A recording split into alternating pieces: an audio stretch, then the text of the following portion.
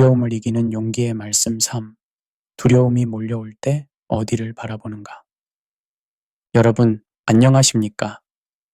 오늘 우리가 함께 나눌 세 번째 이야기는 두려움의 순간에 우리의 시선에 관한 것입니다. 지금까지 우리는 두려움이 감정이지만 용기는 선택이라는 것, 그리고 하나님께서 함께 하신다는 확신이 용기를 만든다는 것을 함께 나누었습니다. 오늘은 그 용기를 실제로 발휘하는 방법, 즉 두려움이 몰려올 때 어디를 바라보아야 하는지를 살펴보고자 합니다.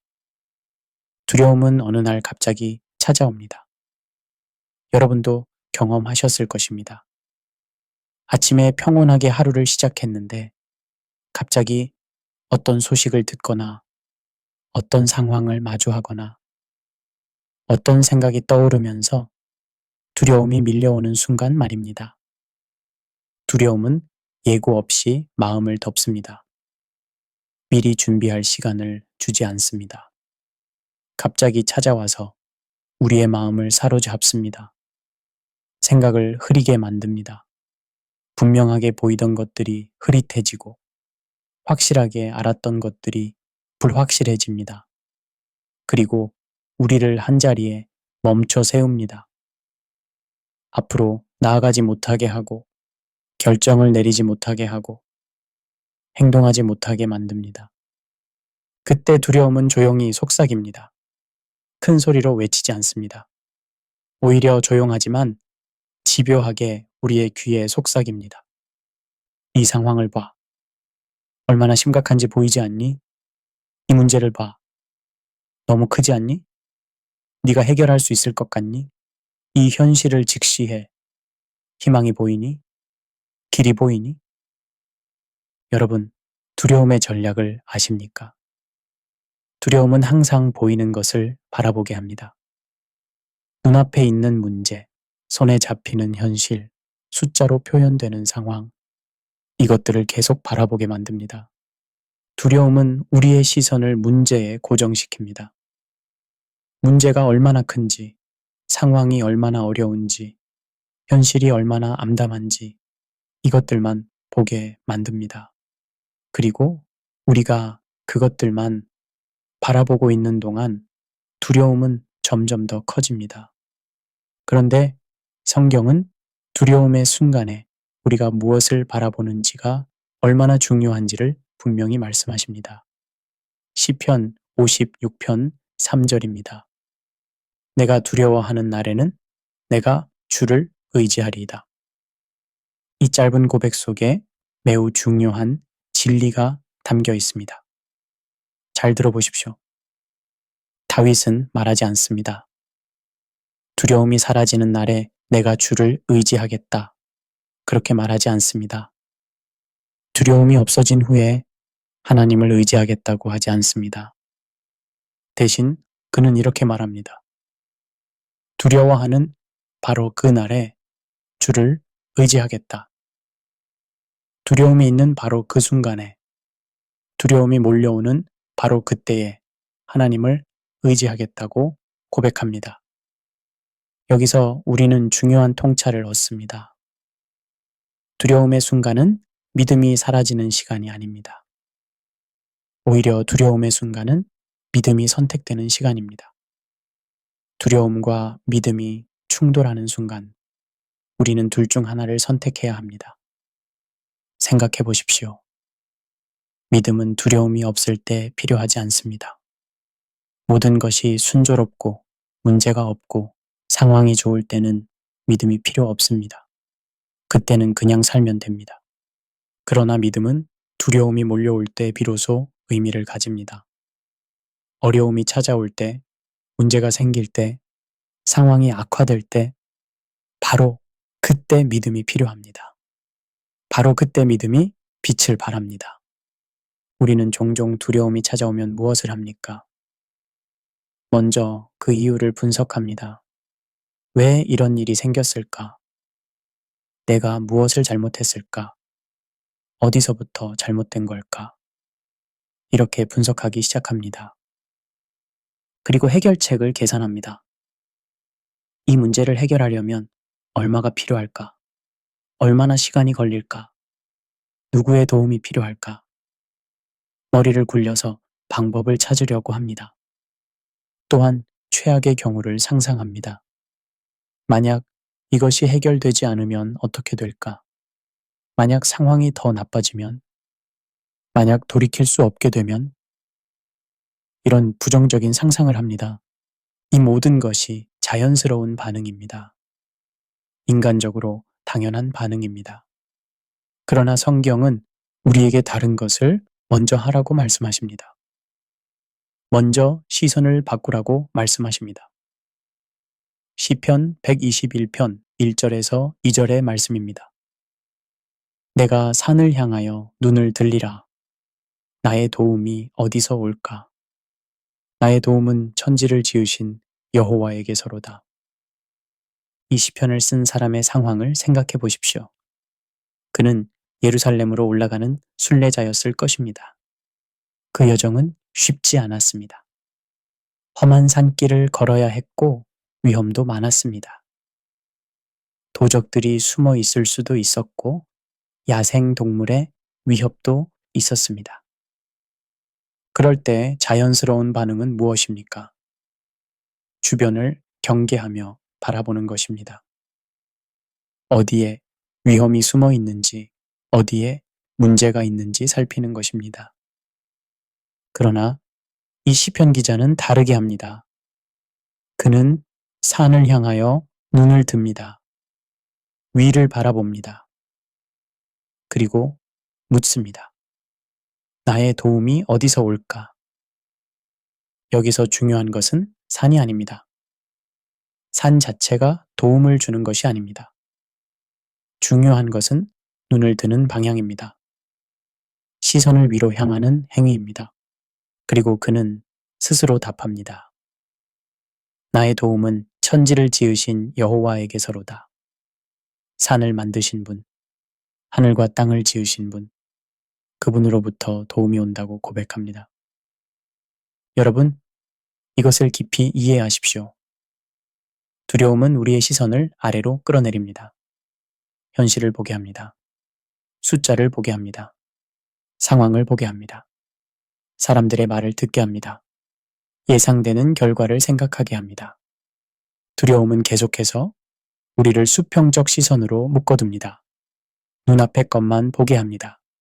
손에 잡히는 것만 생각하게 합니다. 그리고 그렇게 하면서 우리를 압도합니다.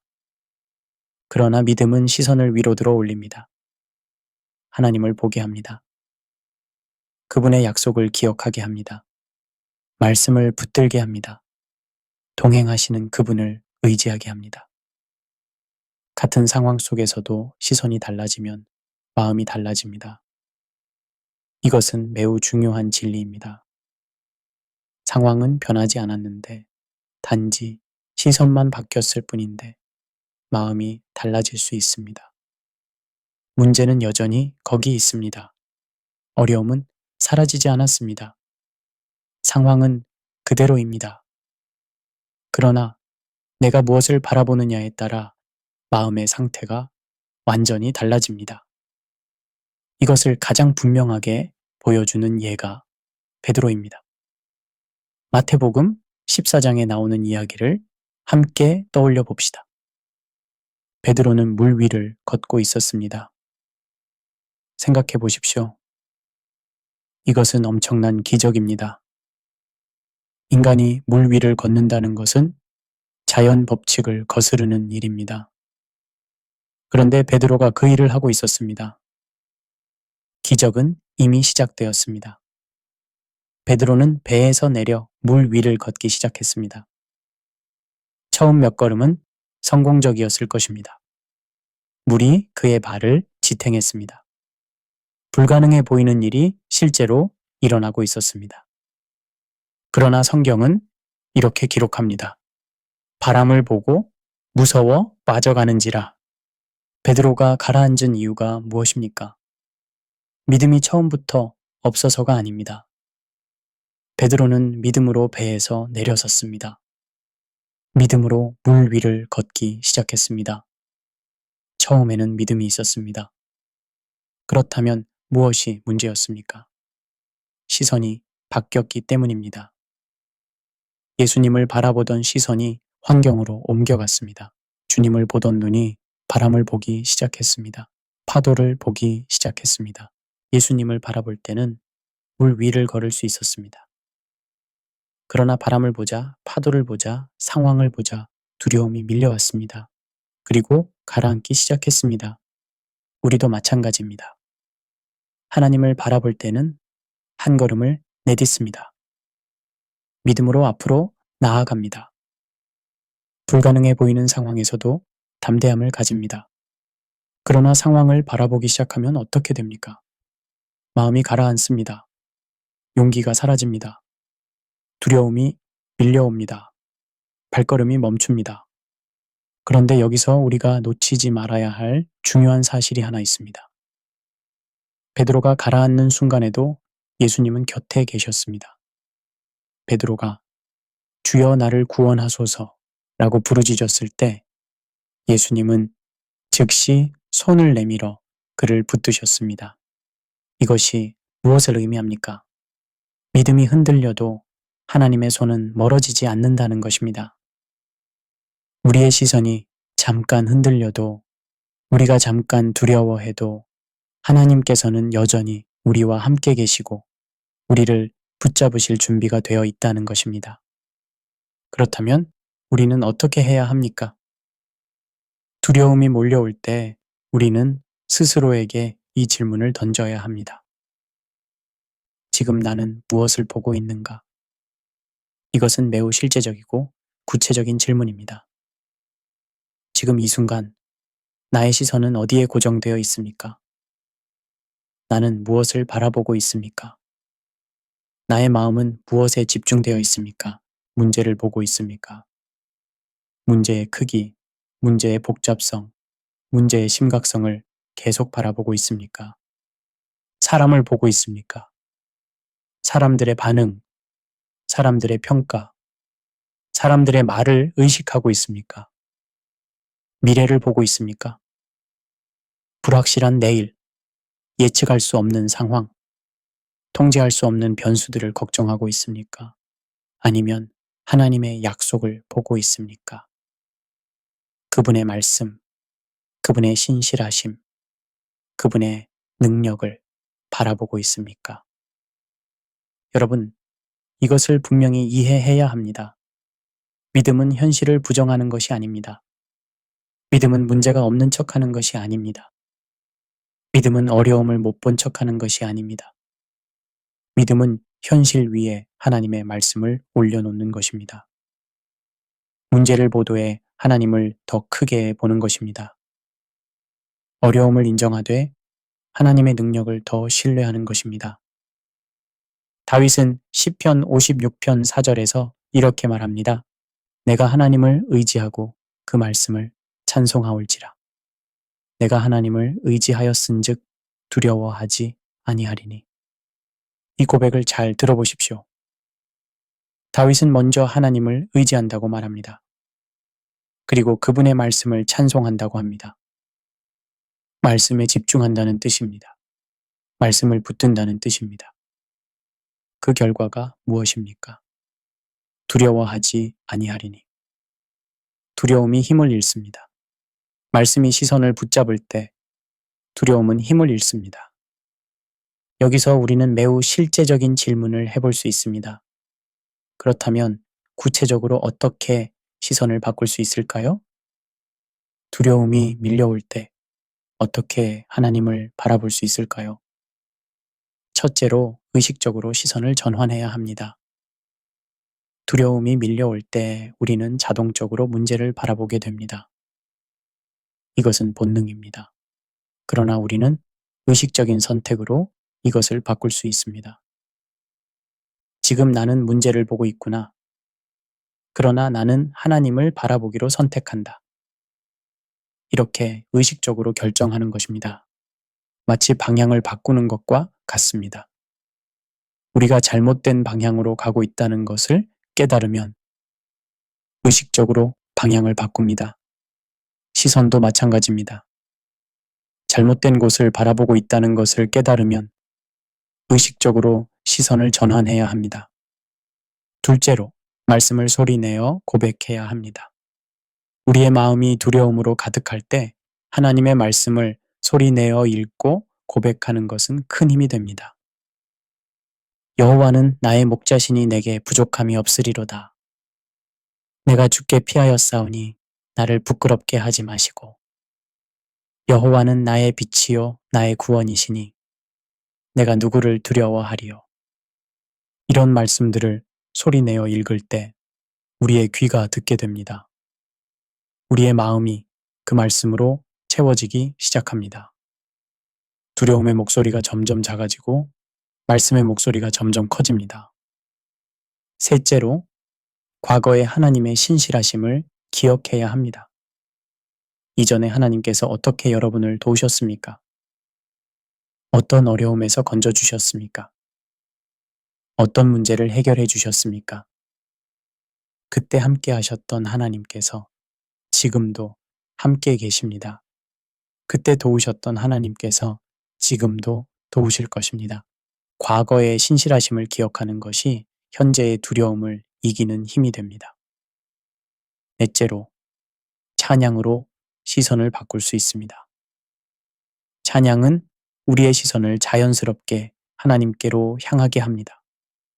문제를 노래하지 않고 하나님을 노래할 때 우리의 마음이 바뀝니다. 바울과 실라를 생각해 보십시오. 그들은 감옥에 갇혀 있었습니다. 발에는 착고가 채워져 있었습니다. 몸은 매 맞은 상처로 아팠을 것입니다. 상황은 절망적이었습니다. 그러나 그들은 한밤중에 찬송을 불렀습니다. 문제를 노래한 것이 아니라 하나님을 찬양했습니다. 그리고 기적이 일어났습니다. 지진이 나고 문이 열리고 착고가 풀렸습니다. 찬양이 상황을 바꾼 것이 아닙니다. 찬양이 그들의 시선을 바꾸었고 하나님께서 일하실 수 있는 믿음의 분위기를 만들었습니다. 다섯째로, 기도 가운데 시선을 고정해야 합니다. 기도는 우리의 시선을 하나님께 고정시키는 가장 직접적인 방법입니다. 문제를 가지고 하나님께 나아갈 때 우리는 자연스럽게 하나님을 바라보게 됩니다. 주님, 이 문제를 아십니다. 주님께서 도와주셔야 합니다. 이렇게 기도할 때 우리의 시선은 문제에서 하나님께로 옮겨갑니다. 여섯째로, 믿음의 공동체 안에서 시선을 회복해야 합니다. 혼자 있을 때는 두려움에 압도되기 쉽습니다. 그러나 믿음의 형제자매들과 함께 있을 때 그들의 믿음이 우리의 시선을 바로잡아 줍니다. 누군가 하나님께서 신실하십니다 라고 고백할 때 그 고백이 우리에게도 힘이 됩니다. 누군가 하나님께서 반드시 길을 여실 것입니다 라고 말할 때 그 말이 우리의 시선을 끌어올립니다. 일곱째로, 말씀을 묵상하며 시선을 훈련해야 합니다. 두려움이 없을 때 말씀을 묵상하고 암송하는 것이 중요합니다. 그것이 두려움이 올 때 시선을 바르게 유지하는 힘이 되기 때문입니다. 평소에 말씀으로 마음을 채워두면 두려움이 올 때 그 말씀이 자동으로 떠오릅니다. 그 말씀이 우리의 시선을 붙잡아 줍니다. 여덟째로, 감사를 통해 시선을 바꿀 수 있습니다. 감사는 우리의 시선을 현재의 좋은 것들로 향하게 합니다. 문제만 보는 것이 아니라 축복도 보게 합니다. 어려움 가운데서도 감사할 것을 찾을 때 우리는 하나님의 선하심을 보게 됩니다. 그리고 그 선하심을 보는 것이 우리의 시선을 하나님께로 향하게 합니다. 아홉째로, 작은 순종의 걸음을 통해 시선을 유지할 수 있습니다. 하나님을 바라보면서 한 걸음 내디딜 때 우리는 그분의 신실하심을 경험하게 됩니다. 그리고 그 경험이 우리의 시선을 더욱 굳건하게 만듭니다. 10번째로, 하나님의 성품을 묵상해야 합니다. 하나님께서는 어떤 분이십니까? 그분은 전능하십니다. 그분은 신실하십니다. 그분은 사랑이십니다. 그분은 변함없으십니다. 이런 하나님의 성품을 묵상할 때 우리의 시선은 자연스럽게 그분께로 향합니다. 그리고 그분을 바라볼 때 우리의 두려움은 작아집니다. 오늘 여러분의 마음을 가장 크게 차지하고 있는 것은 무엇입니까? 이것은 매우 개인적이고 구체적인 질문입니다. 해결되지 않은 문제입니까? 매일 아침 눈을 뜰 때마다 가장 먼저 떠오르는 그 문제입니까? 불확실한 내일입니까? 앞으로 무슨 일이 일어날지 몰라서 불안한 그 미래입니까? 사람의 말입니까? 누군가의 평가, 누군가의 비판, 누군가의 거절이 계속 마음에 걸립니까? 아니면 하나님의 약속입니까? 그분께서 함께 하신다는 약속, 도우신다는 약속, 인도하신다는 약속을 붙들고 계십니까? 두려움은 계속해서 봐라고 말합니다. 이 문제를 봐라. 이 상황을 봐라. 이 현실을 봐라. 이 사람들을 봐라. 이 미래를 봐라. 계속해서 보이는 것들을 가리키며 우리를 압도하려 합니다. 그러나 믿음은 올려다보라고 말합니다. 하나님을 보라.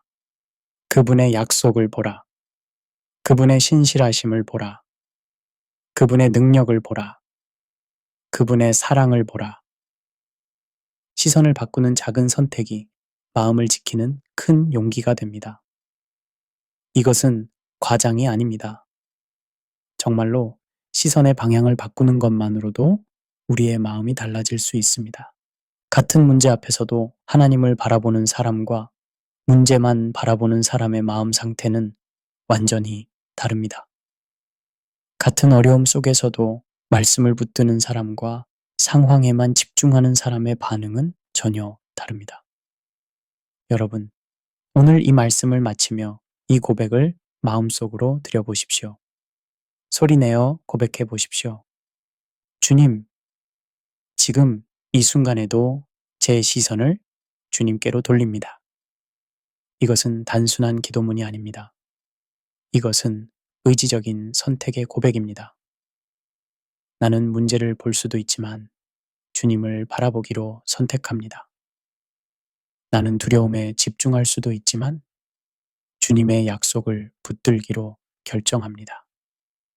두려움이 사라지지 않아도 괜찮습니다. 두려움은 여전히 거기 있을 수 있습니다. 문제도 그대로 있을 수 있습니다. 상황도 변하지 않았을 수 있습니다. 그러나 시선이 하나님께 머무는 한 여러분은 무너지지 않습니다. 여러분의 마음은 평안할 수 있습니다. 여러분은 담대할 수 있습니다. 여러분은 한 걸음을 내디딜 수 있습니다. 왜냐하면 여러분이 바라보는 그분은 문제보다 크시기 때문입니다. 여러분이 의지하는 그분은 어려움보다 강하시기 때문입니다. 여러분이 신뢰하는 그분은 두려움보다 위대하시기 때문입니다. 사랑하는 여러분, 오늘 우리가 함께 나눈 말씀을 정리하겠습니다. 두려움의 순간은 시선의 전쟁입니다. 무엇을 바라볼 것인가, 어디에 집중할 것인가를 두고 벌어지는 전쟁입니다. 그리고 믿음은 바라보는 방향의 선택입니다. 문제를 볼 것인가, 하나님을 볼 것인가, 상황을 볼 것인가, 약속을 볼 것인가, 이것은 우리의 선택입니다. 두려움이 몰려올 때 그것이 무엇을 속삭이든 여러분은 시선을 하나님께로 돌리십시오. 그분을 바라보십시오. 그분의 말씀을 붙드십시오. 그리고 기억하십시오. 베드로가 가라앉을 때도 예수님은 손을 내미셨습니다. 여러분의 믿음이 흔들릴 때도, 여러분의 시선이 잠깐 빗나갈 때도 하나님께서는 여전히 거기 계십니다. 오늘 하루도 하나님을 바라보며 살아가시기를 바랍니다. 문제가 아닌 하나님을, 상황이 아닌 약속을, 두려움이 아닌 신뢰를 선택하시기를 바랍니다. 오늘 방송을 들어주셔서 감사합니다. 다음 시간에 또 만나 뵙겠습니다. 여러분 모두 평안하십시오. 두려움의 순간은 시선의 전쟁이며 믿음은 바라보는 방향의 선택이다. 여러분께 마지막으로 시선에 관한 실제적인 이야기를 더 나누고 싶습니다. 우리의 일상을 생각해 보십시오. 아침에 눈을 뜨는 순간부터 우리는 수많은 것들을 봅니다. 스마트폰 화면을 봅니다. 뉴스를 봅니다. 사람들의 반응을 봅니다. 일정을 봅니다. 해야 할 일들을 봅니다. 그리고 그 모든 것들 가운데서 두려움이 생겨납니다. 뉴스는 불안을 만들고, 사람들의 반응은 걱정을 만들고, 일정은 압박을 만들고, 해야 할 일들은 스트레스를 만듭니다. 그런데 하루를 시작하기 전에 단 몇 분이라도 하나님을 바라보는 시간을 가진다면 어떻게 될까요? 말씀을 읽고, 기도하고, 하나님의 약속을 묵상하는 시간을 가진다면 하루가 달라집니다. 왜냐하면 우리가 하루를 시작하며 무엇을 먼저 보느냐가 그날의 시선을 결정하기 때문입니다. 아침에 하나님을 먼저 바라본 사람은 하루 종일 그 시선을 유지하기가 더 쉽습니다. 또한 우리는 어려운 순간마다 의식적으로 시선을 점검해야 합니다. 지금 나는 무엇을 보고 있는가? 라고 스스로에게 물어야 합니다. 회의 중에 나쁜 소식을 들었습니까? 그 순간 나는 지금 문제를 보고 있다. 그러나 나는 하나님을 바라보기로 선택한다고 결정하십시오. 누군가로부터 상처받는 말을 들었습니까? 그 순간 나는 지금 사람의 말에 집중하고 있다. 그러나 나는 하나님의 말씀을 더 신뢰한다고 고백하십시오. 예상치 못한 문제가 발생했습니까? 그 순간 나는 지금 상황에 압도되고 있다. 그러나 나는 하나님의 능력을 믿는다고 선포하십시오. 이렇게 의식적으로 시선을 전환하는 연습을 할 때 점점 더 자연스럽게 하나님을 바라보는 사람이 됩니다. 또한 하루를 마칠 때도 시선을 점검해야 합니다. 오늘 하루 나는 무엇을 가장 많이 보았습니까? 문제였습니까? 하나님이었습니까? 걱정이었습니까?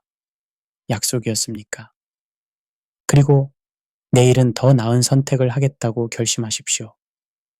오늘 문제를 너무 많이 보았다면 내일은 하나님을 더 바라보겠다고 다짐하십시오. 여러분, 시선을 바꾸는 것은 하루아침에 이루어지지 않습니다. 이것은 훈련입니다. 연습입니다. 매일매일 의식적으로 선택하는 과정입니다. 처음에는 어색할 수 있습니다. 두려움이 밀려올 때 자동으로 문제를 보는 것이 익숙하기 때문입니다. 그러나 계속해서 의식적으로 시선을 전환하는 연습을 하면 점점 더 자연스러워집니다. 그리고 어느 순간 여러분은 깨닫게 될 것입니다. 예전 같았으면 압도되었을 상황 앞에서도 평안을 유지하고 있는 자신을 발견하게 될 것입니다. 예전 같았으면 두려움에 사로잡혔을 순간에도 담대함을 가진 자신을 보게 될 것입니다. 왜냐하면 여러분의 시선이 바뀌었기 때문입니다. 여러분이 습관적으로 하나님을 바라보는 사람이 되었기 때문입니다. 성경의 위대한 믿음의 사람들을 보십시오. 그들의 공통점이 무엇입니까? 그들은 모두 하나님을 바라본 사람들이었습니다. 아브라함은 갈 바를 알지 못하고 떠났지만 하나님을 바라보았기에 나아갈 수 있었습니다. 모세는 광야의 어려움 속에서도 하나님을 바라보았기에 백성을 이끌 수 있었습니다. 다윗은 골리앗 앞에서도 하나님을 바라보았기에 담대할 수 있었습니다. 다니엘은 사자굴에 던져지는 순간에도 하나님을 바라보았기에 평안할 수 있었습니다. 바울은 감옥에서도 매를 맞을 때도 난파당할 때도 하나님을 바라보았기에 기뻐할 수 있었습니다. 이 모든 사람들은 두려움을 느끼지 않은 사람들이 아닙니다. 그들도 두려워했습니다. 그들도 떨렸습니다. 그들도 불안했습니다. 그러나 그들은 두려움 가운데서도 하나님을 바라보기로 선택했습니다. 그리고 그 선택이 그들을 믿음의 사람으로 만들었습니다. 여러분도 그렇게 될 수 있습니다. 여러분도 두려움 가운데서도 하나님을 바라보는 사람이 될 수 있습니다. 여러분도 상황이 아닌 하나님께 시선을 고정하는 사람이 될 수 있습니다. 그것은 특별한 사람들만의 은사가 아닙니다. 그것은 모든 믿는 자들에게 주어진 선택의 기회입니다. 오늘부터 시작하십시오. 아침에 눈을 뜰 때 가장 먼저 하나님을 바라보십시오. 주님, 오늘도 주님을 바라보며 살겠습니다. 라고 고백하십시오. 어려움이 찾아올 때마다 의식적으로 시선을 전환하십시오. 나는 지금 문제를 보고 있지만 하나님을 바라보기로 선택합니다. 라고 결정하십시오. 하루를 마칠 때 자신의 시선을 점검하십시오. 오늘 나는 무엇을 보았는가? 라고 돌아보십시오. 그리고 날마다 조금씩 나아지는 자신을 보게 될 것입니다. 두려움이 찾아와도 더 빨리 회복하는 자신을 발견하게 될 것입니다. 문제 앞에서도 더 담대한 자신을 경험하게 될 것입니다. 왜냐하면 여러분이 하나님을 바라보는 연습을 하고 있기 때문입니다. 여러분의 시선이 점점 더 하나님께 고정되고 있기 때문입니다. 여러분, 마지막으로 이것을 기억하십시오. 시선을 바꾸는 것은 단순히 긍정적으로 생각하는 것이 아닙니다.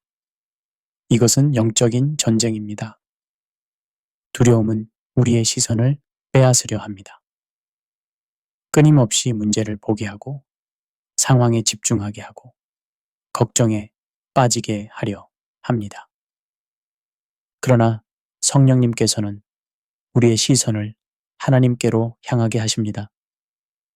말씀을 통해, 기도를 통해, 찬양을 통해 우리의 눈을 들어 하나님을 바라보게 하십니다. 이것은 우리의 노력만으로 되는 것이 아닙니다. 성령님의 도우심이 필요합니다. 그러므로 매일 성령님께 간구하십시오. 성령님, 제 시선을 하나님께로 향하게 도와주십시오. 제가 문제만 보지 않고 하나님을 바라볼 수 있도록 도와주십시오. 이렇게 간구하며 의식적으로 시선을 전환하는 연습을 할 때 성령님께서 우리를 도우실 것입니다. 사랑하는 여러분, 오늘 우리는 두려움이 몰려올 때 어디를 바라보아야 하는지 함께 나누었습니다. 두려움은 우리에게 문제를 보라고 합니다. 상황을 보라고 합니다. 현실을 직시하라고 합니다. 그러나 믿음은 우리에게 하나님을 보라고 합니다. 약속을 보라고 합니다. 신실하심을 바라보라고 합니다. 여러분의 선택이 여러분의 마음을 결정할 것입니다. 여러분의 시선이 여러분의 삶을 만들어갈 것입니다. 오늘부터, 아니 지금 이 순간부터 하나님을 바라보는 선택을 하십시오. 그리고 그 선택을 매일 반복하십시오. 그때 여러분은 경험하게 될 것입니다. 같은 상황 속에서도 마음이 다르다는 것을, 같은 문제 앞에서도 담대함이 있다는 것을, 같은 어려움 가운데서도 평안이 있다는 것을 말입니다. 그것이 바로 하나님을 바라보는 삶의 열매입니다. 여러분, 혹시 지금 이런 생각을 하고 계실지 모릅니다. 이 모든 말이 좋기는 한데 실제로 내 상황에서는 어떻게 적용할 수 있을까? 좋은 질문입니다. 매우 실제적인 질문입니다. 그래서 구체적인 예를 들어보겠습니다. 직장에서 구조조정 소식을 들었습니다. 두려움이 밀려옵니다. 자연스럽게 최악의 시나리오를 생각하게 됩니다. 내가 해고되면 어떻게 하지? 가족을 어떻게 먹여 살리지? 이때 시선을 전환하는 것은 이렇습니다. 지금 나는 최악의 상황을 보고 있다. 그러나 나는 하나님을 바라보기로 선택한다. 하나님께서는 나의 공급자이시며 나를 책임지시는 분이시다. 그리고 말씀을 붙듭니다. 내 하나님이 그리스도 예수 안에서 영광 가운데 그 풍성한 대로 너희 모든 쓸 것을 채우시리라. 아이가 아픕니다. 병원에서 진단을 기다리는 동안 온갖 걱정이 밀려옵니다. 심각한 병이면 어떡하지? 치료가 안 되면? 이때 시선을 전환하는 것은 이렇습니다. 지금 나는 걱정에 사로잡혀 있다. 그러나 나는 치료자이신 하나님을 바라본다. 그분은 모든 것을 아시며 모든 것을 하실 수 있는 분이시다. 그리고 기도합니다. 주님, 제 아이를 주님의 손에 맡깁니다. 주님께서 가장 좋은 길로 인도하실 것을 믿습니다. 관계가 깨졌습니다. 친구가 등을 돌렸습니다. 배우자와 갈등이 생겼습니다. 상처가 깊습니다. 이때 시선을 전환하는 것은 이렇습니다. 지금 나는 상처에 집중하고 있다. 그러나 나는 치유하시는 하나님을 바라본다. 그분은 상한 마음을 싸매시고 관계를 회복시키실 수 있는 분이시다. 그리고 고백합니다. 주님, 이 관계를 주님께 맡깁니다. 주님의 지혜와 사랑으로 이 문제를 풀어주십시오. 이렇게 구체적인 상황마다 시선을 전환하는 연습을 하십시오. 처음에는 어색하고 힘들 수 있습니다.